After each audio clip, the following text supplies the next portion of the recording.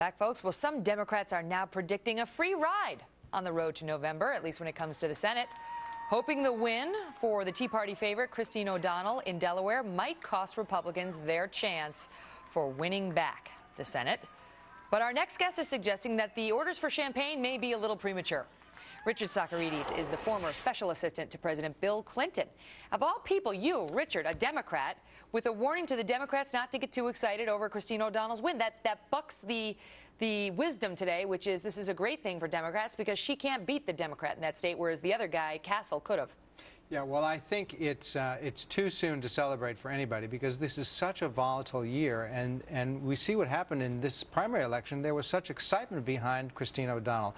I mean, what the Tea Party is doing is they are nominating and getting behind people who are real change candidates. I mean, I think for the same reason that people voted for Barack Obama 2 years ago, people are desperate for change. Anything that's different, anything that's not the way we're doing things, because the system is so broken and people are so frustrated with it. So I wouldn't rule her out. I mean, you know, she has kind of an unorthodox background. There's some things about her that are a little quirky.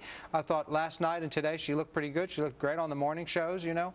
She looks a little inexperienced, but she looks kind of like a young Sarah Palin. I mean, I think a lot of people will want to support her. Young Sarah Palin, just sort of her folksiness and the way she deals with the criticism about sort of the lamestream media. That's what they're going to do. They're going to attack me for this and the other thing rather than deal with me on the issues. That is a message Sarah Palin has used very much to her benefit. Right.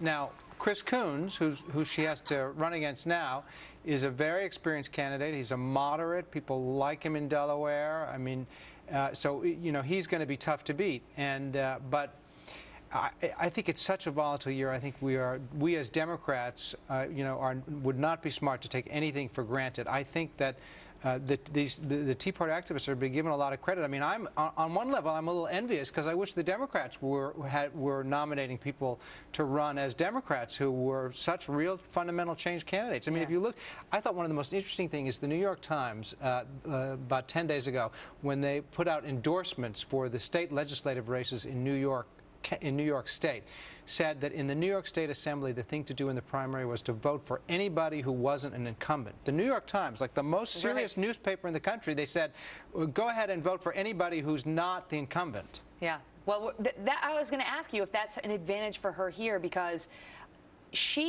there's been this dust-up about the NRSC, the National Republican Senatorial Committee, not putting its support behind her. Right, Last night they said, forget it. Right? Oh, yeah. Now they said, oh, never mind. Oh, that thing we said, never mind about that. We're going to give her $42,000. But we're not going to spend all this extra money, but we are going to give her the $42,000. So they're hedging their bets, essentially, right now.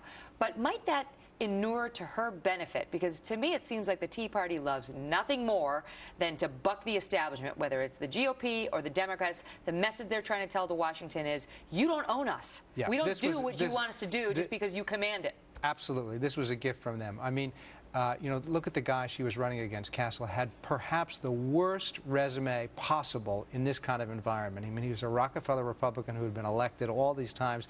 He had served as governor, he'd served as lieutenant governor, he'd served in Congress. I mean, he was both on the state level and on the federal level, you know, just old bad news. I mean, that's the only thing you needed to know about in this race is the person she was running against. And I think when the Republican National Committee says, well, we're not really for you, I mean, that's going to create a lot of enthusiasm for her.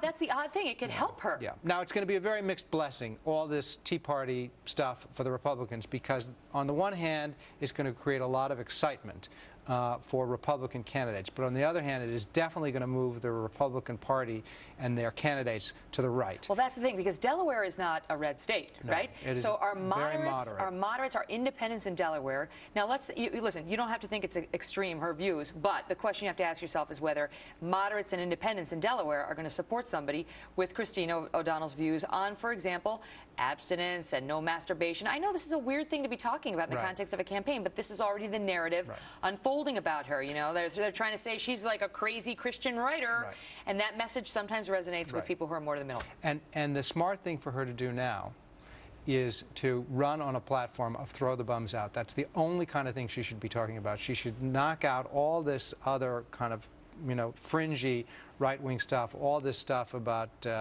about sexual promiscuity, all that, which I don't really think she's been talking about anyway.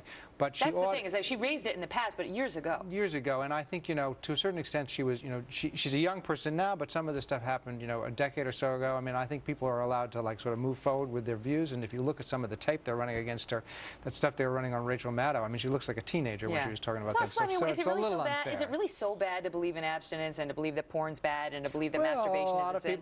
This is what the Catholic Church teaches. You know, I mean, not everybody who's Catholic happens to believe it, but, you know, that she does, is that so bad for her? It perhaps should not be central in a race for the United States Senate from anywhere. But what she needs to do now is run, you know, again, on a platform of throw the bums out, and I think that, you know, she will attract a lot of support. Okay. By the way, I just can't believe the number of times I've said the M word on this broadcast. I'm just going to put it behind me and pretend it never happened. You know what's going to happen for now for the national Republicans is that the Republican Party in the presidential election is going to be much to the right, and these Republican primaries that we're going to see are going to be run on the right.